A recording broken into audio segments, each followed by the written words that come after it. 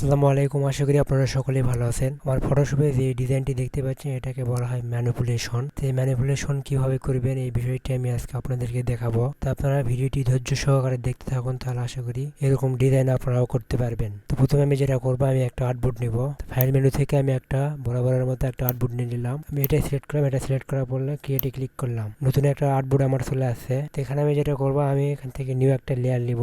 নতুন একটা লেয়ার পর আমি এখান থেকে ফাইল থেকে প্লেস এমবার্টে ক্লিক করব। প্লেস এমবার্টেতে ক্লিক করার পরে আমি এখান থেকে এই ব্যাকগ্রাউন্ডটা ইউজ করব। তো এই ব্যাকগ্রাউন্ডটা নিয়ে আসলাম এবং অল বাটন চেপে আমি এখান থেকে একটু অ্যাডজাস্ট করে নিব। তো ওকে আমি এই বরাবর রাখলাম, রাখার পরে আমি ইন্টারে চাপ দিলাম।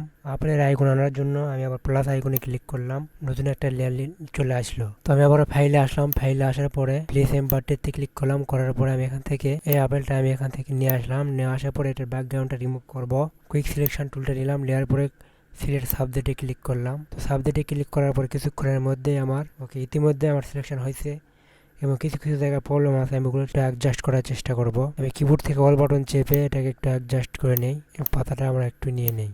তো ওকে আমি এইবার রাখার পর আমি কিবোর্ড থেকে কন্ট্রোল জে চাপবো। তো আমার একটা কপি হয়ে গেল। আমি আগের যেই লেয়ারটা নিয়ে আসলাম এবং আগের যে দেওয়ার পর আমরা এটাকে কিবোর্ড থেকে কন্ট্রোল টি চাপবো। আপেলের লেয়ার সিলেক্ট থাকা অবস্থায় কিবোর্ড থেকে কন্ট্রোল টি চাপবো। চাপার পরে আমরা এটাকে একটু অ্যাডজাস্ট করবো এবং অল বাটন চেপে আমরা একটু ছোট করে নেব। ওকে, তো আমি এই বরাবর রাখলাম। রাখার পরে আমি এখান থেকে মাউসের রাইট বাটনে ক্লিক করব।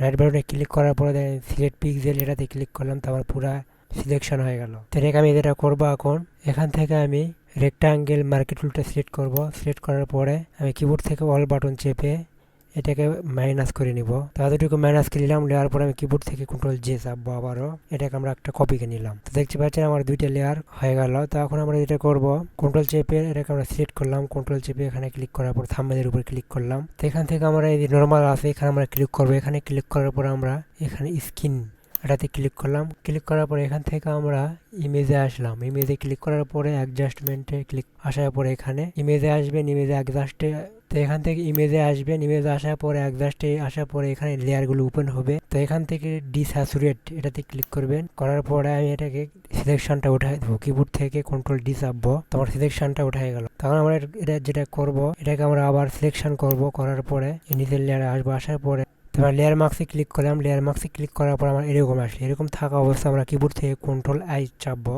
কিবোর্ড থেকে কন্ট্রোল আই চাপ দেবেন, তাহলে এরকম আসলো।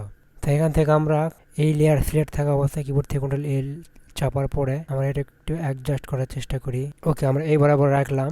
তারপর আমরা যেটা করব, এখানে ওকে ক্লিক করব।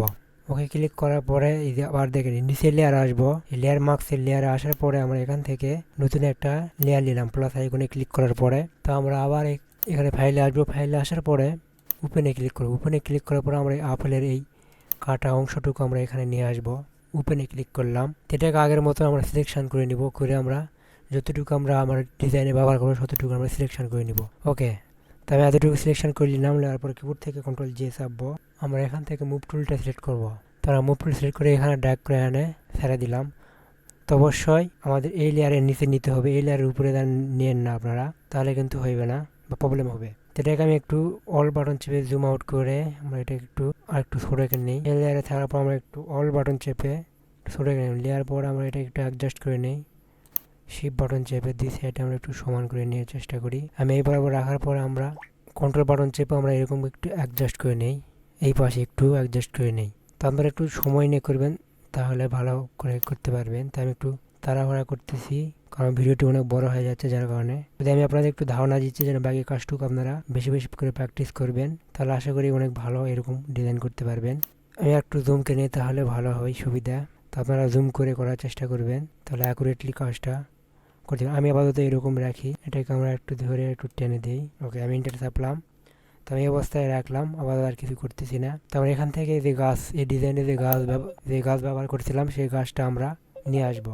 তো তার জন্য আমি লেয়ারে আসলাম। আসার পরে এখানে এখানে আমি একটা নতুন লেয়ার নিলাম। এখান থেকে আমি ফাইলে আসলাম। ফাইলে আসার পর প্লেস এমবার্টেটে এখানে ক্লিক করলাম।